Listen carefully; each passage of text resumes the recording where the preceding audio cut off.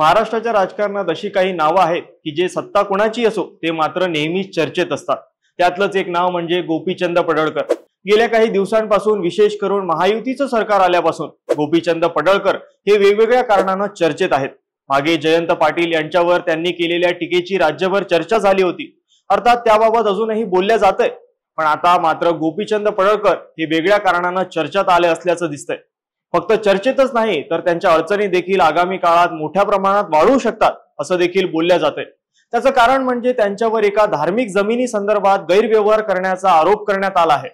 आता हा आरोप नेमका कोणी केला, मुळात नेमकं प्रकरण काय आहे आणि गोपीचंद पडळकर यांच्या याबद्दल काय म्हणणं आहे, त्या संदर्भात या व्हिडिओच्या माध्यमातून चर्चा करूयात। नमस्कार, मी प्रथमेश धोटे आणि आपण पाहतात महाराष्ट्र भूमी। गेल्या 1.5-2 वर्षापासून राज्यात मराठा विरुद्ध ओबीसी असा सुप्त संघर्ष पाहायला मिळतोय। त्यातल्या त्यात संतोष देशमुख यांची हत्या झाल्यानंतर हा वाद जास्त वाढत गेल्याचं बोलल्या जातंय। त्यामध्ये गोपीचंद पडळकर यांनी ओबीसी समाजाची बाजू मांडली असल्याचं दिसतंय। म्हणजे काही दिवसांपूर्वी भोकरदनमध्ये एका ओबीसी समाजाच्या युवकाला तापलेल्या सळईनं चटके देण्यात आले, तेव्हा देखील गोपीचंद पडळकर यांनी महत्त्वाची भूमिका घेतली होती। पण आता त्यांच्याच विरोधात जाणाऱ्या जमिनीचा मुद्दा पेटताना दिसतोय। सध्या महाराष्ट्र एका वेगळ्या वातावरणातून जात असताना राज्यातले मंत्री असतील किंवा आमदार असतील यांच्यावर वेगवेगळे आरोप होत आहेत। म्हणजे अगदी कृषी मंत्री माणिकराव कोकाटे यांची आमदारकी देखील धोक्यात आली असल्याचं चर्चा होत्या। त्यानंतर काही दिवसांपूर्वी माजी मंत्री धनंजय मुंडे यांच्यावर सामाजिक कार्यकर्ता अंजली दमानिया यांनी अनेक भ्रष्टाचाराचे आरोप केले होते। अर्थात नंतर वेगळ्या कारणानं धनंजय मुंडे यांना राजीनामा देखील द्यावा लागला। दुसरी गोष्ट म्हणजे पणन व राज्य शिष्टाचार मंत्री जयकुमार रावल यांच्यावरही माजी राष्ट्रपतींची जमीन हडपल्याचा आरोप करण्यात आला होता। हा आरोप करण्यात संजय राऊत आणि अनिल गोटे यांचा पुढाकार असल्याचं दिसलं होतं। अर्थात राज्यातील नेते मंडळींवर होत असलेल्या वेगवेगळ्या आरोपांवरून विरोधकांनी सत्ताधाऱ्यांना चांगलंच कोंडीत पकडलंय।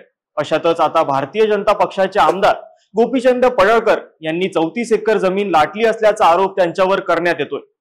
याबद्दल अधिक माहिती अशी आहे की औध देवस्थानाची तब्बल 34 एकर जमीन बेकायदेशीररित्या हडप केल्याचा आरोप गोपीचंद पडळकर यांच्यावर सामाजिक कार्यकर्ते राम खाडे यांनी केलाय।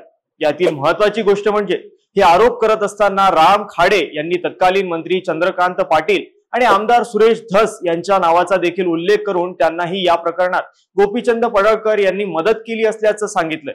याबद्दल पुढे बोलताना राम खाडे यांनी आणखी काही महत्त्वाचे मुद्दे पुढे आणले आहेत। त्यांच्या मते चंद्रकांत पाटील, सुरेश धस आणि प्रशांत सोळंके यांच्या मंत्रिपदाच्या कार्यकाळात ही जमीन खालसा करण्याचा व्यवहार पार पडला असल्यानं पडळकर यांची चौकशी तर झालीच पाहिजे, पण सोबतच मदत करणाऱ्या इतर तत्कालीन मंत्र्यांची देखील चौकशी झाली पाहिजे अशी त्यांची मागणी असल्याचं दिसतंय। या संदर्भात मत मांडत असताना राम खाडे यांनी औध संस्थानामधील या जमिनीच्या व्यवहाराची काही कागदपत्र देखील माध्यमांना दाखवली आहेत।